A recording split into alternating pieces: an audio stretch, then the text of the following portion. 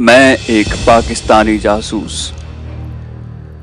بھارت میں اپنا مشن مکمل کرنے کے بعد نیپال پہنچ چکا ہوں، جہاں پاکستانی مہاجروں کے روپ میں بھارتی جاسوسوں کو ڈھونڈ کر ختم کر رہا ہوں اور میرے دشمنوں کی تعداد میں دن بدن اضافہ ہو رہا ہے۔ پوری کہانی سننے کے لیے ڈسکرپشن میں موجود پلے لسٹ کے لنک کو کلک کیجیے اور چینل کو سبسکرائب کرنا مت بھولیے۔ سبسکرپشن کے بٹن کو دبائیے اور بیل آئیکن کو کلک کیجیے تاکہ آپ کو ہماری تمام کہانیاں بلا تاخیر ملتی رہیں، اور اسے لائک، شیئر اور کامنٹ کر کے ہمیں بتائیے کہ آپ کو ہماری کہانی کیسی لگ رہی ہے۔ تو آئیے کہانی کی طرف چلتے ہیں۔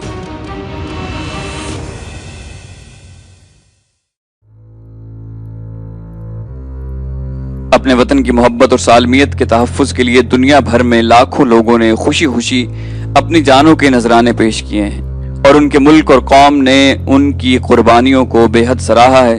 لیکن پاکستان میں صورتحال مختلف تھی۔ سقوط ڈھاکہ کے فوری بعد اندرا گاندھی نے اپنی تقریر میں دو قومی نظریے کو خلیج بنگال میں ڈبو دینے اور ہزاروں سالہ بدلہ لینے کا فخریہ ذکر کیا تھا۔ ادھر پاکستان میں بھارت سے 1000 سال تک لڑنے اور شکست کا بدلہ لینے کی قسمیں کھانے والے اب اقتدار کے نشے میں ڈوب کر اپنی کرسی کی سلامتی کے لیے بھارت سے دوستی کر رہے تھے۔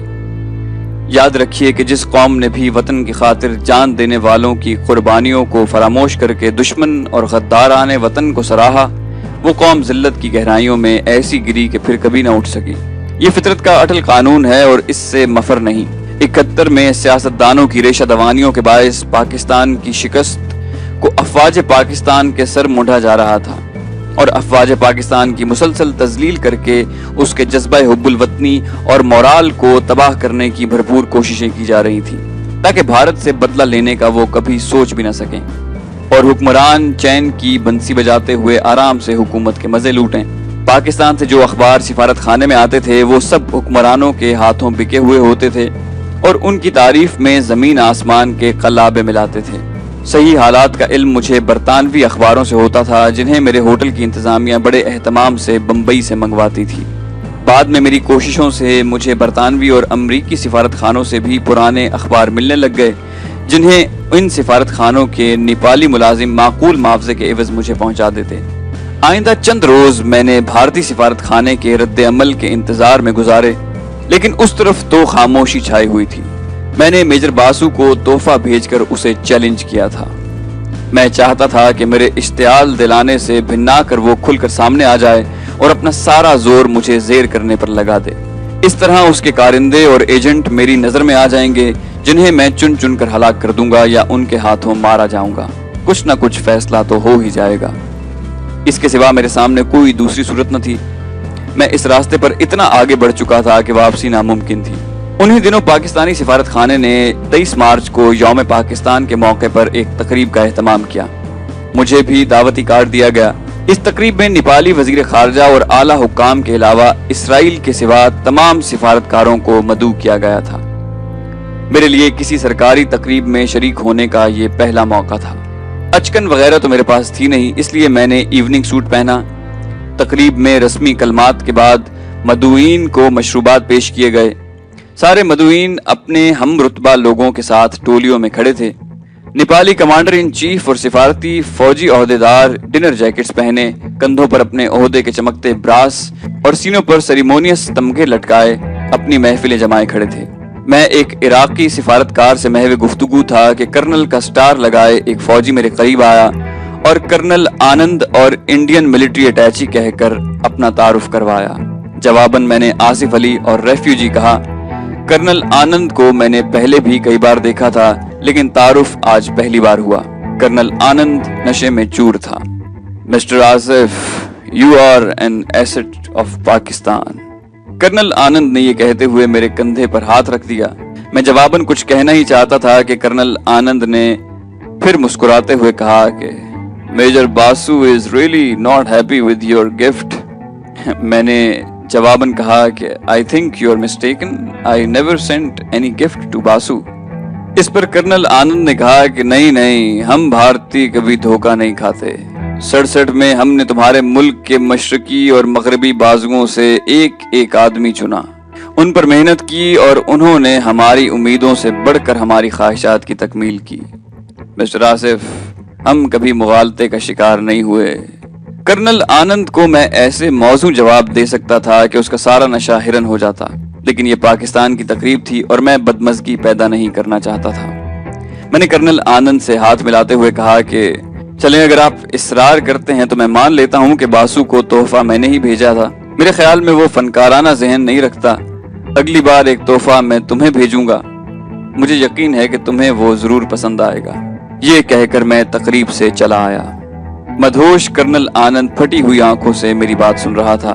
انہوں نے چالاکی سے ہمارا ملک تو دولخت کر دیا تھا، لیکن ایک پاکستانی مسلمان کی کھری باتیں سن کر یہ سیلیبریٹڈ کرنل اتنا خوفزدہ ہو گیا تھا کہ اس کے تمغے کانپنے لگے۔ ہماری ساری گفتگو انگریزی میں ہوئی تھی اور دوسرے تمام واقعات کی طرح یہ بھی مجھے حرف بحرف یاد ہے۔ جس طرح بھارت میں ڈی ایم آئی والوں کے دیے ہوئے زخموں کے نشان آج تک میرے جسم پر واضح طور پر موجود ہیں، اسی طرح گزرے ہوئے تمام واقعات اور ان کی تفصیل بھی میرے ذہن پر نقش ہے۔ یوم پاکستان کی تقریب میں کرنل آنند سے ملاقات ہوئے 5واں دن تھا۔ میں سپہر کو کافی شاپ میں اکیلا بیٹھا تھا اور مجھ سے 3-4 ٹیبل پرے میرے چینی دوست بیٹھے ہوئے تھے۔ اچانک کسی نے مجھے میرے اصلی نام سے پکارا۔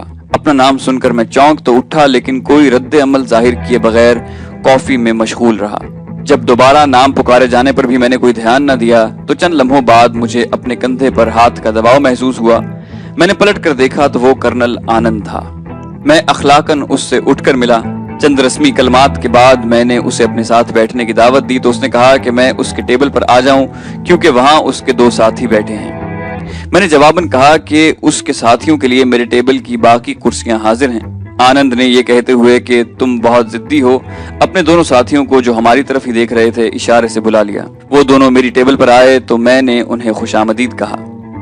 کرنل آنند نے ان سے تعارف کراتے ہوئے کہا کہ یہ میجر باسو ہیں، 2nd ملٹری اٹیچی، اور یہ کیپٹن مان، 3rd ملٹری اٹیچی ہیں، اور یہ ہیں مسٹر، انہوں نے میرا اصلی نام لیا، اوہ مجھے افسوس ہے، یہ مسٹر آصف ہیں۔ میں نے انہیں بیٹھنے کی دعوت دی اور ان کے لیے کافی منگوائی۔ میجر باسو بنگالی اور شکل سے ہی متعصب لگتا تھا۔ کیپٹن مان نوجوان اور سکھ تھا۔ ہم خاموشی سے کافی پینے لگے۔ بڑا عجیب سا منظر تھا، ایک دوسرے کے جانی دشمن ایک دوسرے کے خطرناک ارادوں کو جانتے ہوئے بھی ایک ہی ٹیبل پر اس انتظار میں بیٹھے تھے کہ گفتگو کا آغاز دوسرا کرے۔ اس خاموشی کو آخرکار میجر باسو نے توڑا۔ میرا اصلی نام لیتے ہوئے وہ بولا، کیا تم سمجھتے ہو کہ اس قسم کی حرکتوں سے جیسی تم نے چند روز پہلے لاش کے ساتھ چٹ لگا کر کی ہے ہمیں خوفزدہ کر دو گے؟ میں نے جواب دیا، میجر باسو، سب سے پہلی بات تو یہ کہ میرا نام آصف علی ہے اور میں غلط نام سے پکارے جانے کو پسند نہیں کرتا۔ دوسری بات کہ لاش کے ساتھ تمہارے نام کی چٹ لگی تھی تو اس بارے میں تم کو صرف یہی کہہ سکتا ہوں کہ یہ میرا اصول ہے کہ میں تحائف قبول نہیں کرتا اور انہیں بھیجنے والوں کو واپس کر دیتا ہوں۔ تم نے ایک تحفہ میری نگرانی کے لیے بھیجا تھا، اپنے اصول کے مطابق میں نے تمہارا تحفہ تمہیں لوٹا دیا۔ لوٹانے کے عمل میں صرف یہی فرق پڑا کہ اس کی سانسیں بند ہو گئیں۔ میجر باسو نے جھلاتے ہوئے کہا کہ تم نے ہمیں بہت انڈر ایسٹیمیٹ کیا ہے، ہم جب چاہیں تمہیں ختم کر سکتے ہیں۔ میں نے جواباً کہا کہ تم نے میرے منہ کی بات چھین لی ہے، حقیقت یہ ہے کہ تم نے بھی مجھے بہت انڈر ایسٹیمیٹ کیا ہے، میں چاہوں تو تمہیں ابھی یہیں بیٹھے بیٹھے ختم کر سکتا ہوں۔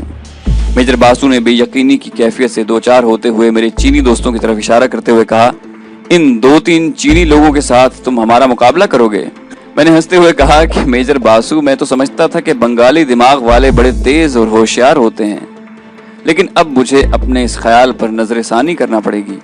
میں اور یہ چینی تو محض نمائشی طور پر تمہارے سامنے ہیں۔ مجھے یقین ہے کہ بھارت میں میرے قیام، ڈی ایم آئی کے ہاتھوں گرفتاری، فرار اور بمبئی میں میری کارروائیوں کے متعلق تم جانتے ہوگے۔ کھٹمنڈو میں تو سب کچھ تمہاری آنکھوں کے سامنے ہی ہو رہا ہے۔ گورکھپور کا ہوائی اڈہ کیا میں اکیلے تباہ کر سکتا تھا؟ میں تو ڈی ایم آئی کے سیل میں تھا۔ پھر بیرونی دیوار کس نے اڑائی؟ وہ 2 گارڈز جنہیں ہلاک کر کے میں فرار ہوا تھا، کس نے ان کے ہاتھ پکڑے اور منہ بند کیے تھے تاکہ ان کی آواز نہ نکل سکے؟ کن کے ساتھ میری ٹائمنگ سیٹ تھی جن کی گاڑیاں مجھے لینے کے لیے بیرونی دیوار کے ساتھ کھڑی تھی؟ میری تو ٹانگ زخمی تھی، کس نے مجھے سہارا دے کر دیوار پر چڑھایا؟ میں فرار کے بعد کہاں روح پوش رہا؟ کھٹمنڈو میں وہ کون تھے جنہوں نے مکتی باہنی والوں کو تلاش کیا اور مرگھٹ پہنچایا؟ میجر باسو، تم تو کچھ بھی نہیں جانتے۔ تمہارے ہی آدمی ڈی ایم آئی میں اور تمہارے آرمی، نیول اور ایئر فورس ہیڈ کوارٹرز میں ہمارے پے رول پر ہیں۔ تمہارے سفارت خانے کی کوئی بات ہم سے پوشیدہ نہیں۔ تم چاہو تو تمہارے فیملی ممبرز کے نام، عمریں اور تعلیم کے متعلق بھی سب کچھ بتا سکتا ہوں۔ کہو تو تمہارے ڈرائنگ روم کے فرنیچر کی تفصیل بھی تمہیں بتا دوں۔ مجھے یہ بھی علم ہے کہ تم کہاں کے رہنے والے ہو اور تمہارے والدین کا نام کیا ہے۔ میں نے تمہارے جس ایجنٹ کو تحفے میں تمہیں واپس بھیجا ہے اس کے متعلق مجھے کوئی خواب نہیں آیا تھا۔ تمہارے سفارت خانے میں بھی 3 آدمی ہمارے پیرول پر ہیں جو ہمیں پل پل کی خبر دیتے ہیں۔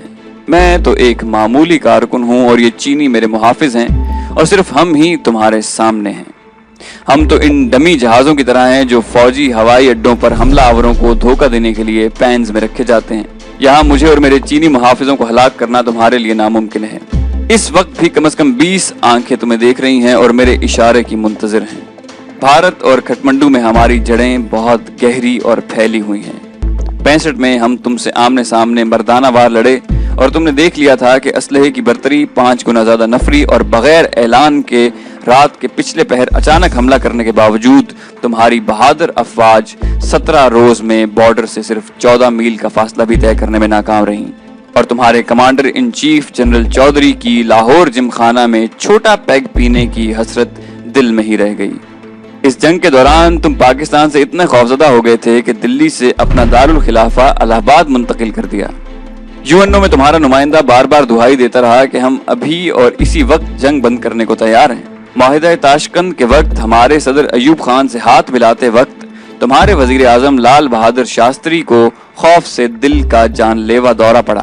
65 کی جنگ کے بعد تمہاری وزیر اعظم اندرا گاندھی نے تمہارے وزارت خارجہ کے سیکرٹری DP دھر کو خصوصی طور پر اسپین بھیجا کہ وہ لائبریریوں میں پرانی کتابیں کھنگالے اور ان مسلمانوں کے زوال کے اسباب معلوم کرے جنہوں نے اسپین پر 800 سال دھڑلے سے حکومت کی۔ DP دھر کی رپورٹ کی روشنی میں تم نے اپنی حکمت عملی بدلی اور پاکستان کے دونوں بازوؤں میں ایسے غدار ڈھونڈے جو فوری مالی لالچ اور اقتدار کے وعدے پر تمہارا ساتھ دینے کو تیار ہو گئے۔ 71 میں جب ہم خانہ جنگی کو ختم کرنے میں مصروف تھے تو تمہاری حکومت نے موقع غنیمت جانتے ہوئے مشرقی پاکستان پر حملہ کر کے پاکستان کو 2 لخت کر دیا۔ یہ ہماری فوجی نہیں بلکہ سیاسی شکست تھی جس میں غداران وطن نے بھرپور حصہ لیا۔ ہماری صفوں میں میر صادق اور میر جعفر جیسے غدار ہمیشہ شامل رہے ہیں جن کی وجہ سے ہمیں ہمیشہ ہزیمت اٹھانی پڑی۔ ہم تو میدانوں، پہاڑوں، دریاؤں اور صحراؤں میں لڑنے والے تھے، لیکن تمہارے محکمہ جاسوسی نے ہمارے ملک میں نہ صرف غداروں سے رابطہ کیا بلکہ یونیورسٹیوں میں اساتذہ کے روپ میں اپنے جاسوس بھیجے جنہوں نے طلبہ میں ناپختہ ذہنوں کو برین واش کر کے وطن سے غداری پر اکسایا۔ اب ہم نے بھی تمہارا طریقہ اپنا لیا ہے۔ سارے بھارت میں بکھرے ہوئے ہمارے ہزاروں تربیت یافتہ جاسوس اپنا کام نہایت خوش اسلوبی سے انجام دے رہے ہیں۔ بھارتی مسلمان ذہنی اور دلی طور پر ہمارے ساتھ ہیں اور وہ بھارتی آبادی کا 5واں حصہ ہیں، اور تم نہ تو ان سب کو جیل میں ڈال سکتے ہو اور نہ ہی ختم کر سکتے ہو۔ ہم جو بھی کام کرتے ہیں دل و جان سے کرتے ہیں۔ میری طرف دیکھو، 3.5 سال سے زیادہ وقت میں نے بھارت میں گزارا اور درجنوں مشن کامیابی سے انجام دیے۔ DMI والے مجھے میرے ہی ایک ہم وطن غدار کی وجہ سے گرفتار کرنے میں کامیاب ہوئے، لیکن مجھ سے ایک لفظ تک نہ اگلوا سکے، الٹا ان کے 2 گارڈز مارے گئے۔ کھٹمنڈو میں تم میری کارکردگی سے واقف ہو، 20 سے زیادہ مفتی باہنی والے اور غدار ہم نے ہلاک کیے۔ یہاں تم پر یہ ہماری پہلی ضرب ہے اور تم نے اب تک اس کا کیا جواب دیا؟ ہماری ٹیم یہاں پر بہت مربوط اور طاقتور ہے۔ میں نے یہ سب باتیں تمہیں صرف اس لیے بتائی ہیں کہ تم کسی مغالطے میں نہ رہو اور بھول کر بھی کوئی ایسا قدم نہ اٹھاؤ جس کا خمیازہ تمہیں بہت بڑی قیمت دے کر اٹھانا پڑے۔ ہندو یا مسلمان چاہے کوئی بھی ہو، اسے ہلاک کرتے وقت ہمیں دکھ ہوتا ہے، لیکن تم نے ان ہلاکتوں کو ہماری مجبوری بنا دیا ہے۔ تم یہاں پر اپنی جاسوسی کی کارروائیوں سے باز آ جاؤ تو ہم بھی تمہیں تحفے بھیجنے بند کر دیں گے۔ اپنے چینی دوستوں کی طرف اشارہ کرتے ہوئے میں نے کہا کہ ان کے متعلق مجھ سے زیادہ تم جانتے ہو۔ 1962 کی جھڑپ میں تم ان سے خوفزدہ ہو کر محاذ چھوڑ کر اس طرح بھاگے تھے کہ تریپورہ سے اپنی سرکاری فائلیں اور خزانہ تک نہ اٹھا سکے اور نہ ہی انہیں نظر آتش کر سکے۔ جیسا کہ میں نے پہلے کہا ہے کہ تمہارے سامنے صرف یہ 2 ہیں، لیکن ان کے سینکڑوں ہم وطن اور ہزاروں نیپالی یہاں پر ہمارے دستے بازو ہیں۔ سامعین، آپ جانتے ہیں کہ ان سفارتی نمائندوں کے سامنے میں نے خاصی غلط بیانی کی، خصوصاً اپنے وطن کے محکمہ جاسوسی اور نیپال اور بھارت میں اس کی بالادستی کا ذکر میں نے اس لیے کیا کہ میری گفتگو سے یہ اس حد تک سراسیمہ ہو جائیں کہ انہیں اپنے چاروں طرف پاکستانی جاسوس ہی نظر آئیں۔ اپنے سفارت خانے، DMI، تینوں افواج کے دفاتر میں بھی انہیں پاکستانی جاسوس دکھائی دیں۔ انہیں میری باتوں کا یقین اس لیے آ گیا ہوگا کیونکہ کھٹمنڈو میں میرے آنے کے بعد 20 سے زیادہ افراد کی پراسرار موت کا ذمہ دار وہ مجھے سمجھ رہے تھے، اور ان میں سے 3 جرمنوں کو چھوڑ کر باقی سارے بھارتی ایجنٹ تھے یا پاکستان کے غدار۔ میری بات ختم کرنے پر یہ تینوں منہ کھولے اور آنکھیں پھاڑے مجھے دیکھتے جا رہے تھے۔ ان کے چہروں سے پریشانی اور خوف صاف عیاں تھا، اور میں اس منظر سے بہت لطف اندوز ہو رہا تھا۔ اس وقت مجھے کسی کا مقولہ یاد آ گیا، چوہے کو اگر جنرل کی وردی پہنا کر بہادری کے تمغوں سے لاد دو، وہ پھر بھی کبھی بلی کا سامنا نہیں کرے گا۔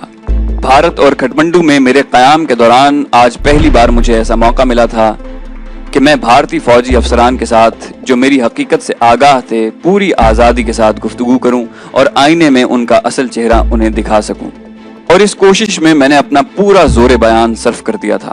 میری یہ کوشش اس حد تک کامیاب رہی کہ کیپٹن مان نے جب ایک بار مجھے ٹوکنا چاہا تو میں نے اسے جھڑکتے ہوئے کہا کہ کیپٹن، کیا تمہاری اکیڈمی اس حد تک ناقص ہے کہ جہاں تمہیں یہ بھی نہیں سکھایا گیا کہ جب 2 سینئرز بات کر رہے ہوں تو جونیئرز کو اپنا منہ بند رکھنا چاہیے۔ میری بات سن کر کیپٹن مان کو ایسی چپ لگی کہ اس سٹنگ کے دوران وہ ایک لفظ تک نہ بول سکا، صرف رخصت ہوتے وقت گڈ بائے کہا۔ میری بات ختم ہونے کے بعد خاصی دیر تک یہ تینوں چپ رہے۔ ان کی حالت صاف بتا رہی تھی کہ میں پوری طرح ان پر غالب آ چکا ہوں۔ اس خاموشی کو بالآخر کرنل آنند نے توڑا۔ مسٹر آصف، ہمیں آج پہلی بار آپ کی زبانی معلوم ہوا ہے کہ گورکھپور کے ہوائی اڈے کی تباہی میں آپ شامل تھے۔ مجھے آپ کا رینک تو معلوم نہیں، لیکن میں آپ کی دلیری اور جرت پر آپ کو سلیوٹ کرتا ہوں۔ I take off my hat on your bravery and courage۔ غیر ارادی طور پر ہماری آج کی پہلی سیٹنگ میں ہی کشیدگی پیدا ہو گئی، جس کے لیے میں معذرت خواہ ہوں۔ رخصت ہونے سے پہلے میں آپ سے اپنی اس دلی خواہش کا اظہار کروں گا کہ میں آپ سے ایک بار نہیں بلکہ بار بار ملنا چاہتا ہوں۔ میں آپ کو یہ یقین دلاتا ہوں کہ ہماری آئندہ ملاقاتیں دوستانہ ماحول میں ہوں گی۔ میجر باسو ابھی تک ہم پنجابیوں کی یگانگت اور وسعت قلب کو نہیں سمجھ سکا۔ جس طرح بارڈر کی لائن ہوا اور بادلوں کو آنے سے روک نہیں سکتی، اسی طرح ہم پنجابیوں کی آپس میں محبت کے جذبے کو بھی تقسیم نہیں کر سکتی۔ یہ کہہ کر کرنل آنند اٹھ کھڑا ہوا، اس کے ساتھ ہی میجر باسو اور کیپٹن مان بھی کھڑے ہو گئے۔ سب نے مجھ سے گرمجوشی سے ہاتھ ملایا اور رخصت ہوئے۔ ان کے ہاتھوں میں محبت کی گرمی نہیں بلکہ غصے اور بدلے کی آگ کی تپش تھی۔ واپس جاتے ہوئے وہ کافی شاپ اور لابی میں چاروں جانب اور اوپر کی طرف اس طرح دیکھ رہے تھے جیسے اچانک کہیں سے گولیاں چلیں گی اور انہیں چھلنی کر دیں گی۔ کرنل آنند فوجی تھا، لیکن سفارت خانے کے ماحول نے اسے سیاسی زبان سکھا دی تھی، جس میں جھوٹ اور تصنع کے علاوہ کچھ نہ تھا۔ اگلے روز میں نے اس ملاقات کے بارے میں مفصل رپورٹ لکھ کر اور اس کی 3 کاپیاں بنوا کر ایک اپنے سفیر کو دی اور دوسری پر اس سے وصولی کے دستخط کروا لیے۔ اصل رپورٹ میں نے اپنے محکمے کو بھیجنے کے لیے اور تیسری کاپی اپنے فائل کے لیے رکھ لی۔ مجھے اپنے سفیر پر کبھی بھی اعتماد نہیں ہوا کیونکہ اس کی گفتگو کا ایک ایک لفظ سفارتی اور سیاسی مبہم زبان میں ہوتا تھا، جس سے میں بے حد الرجک تھا۔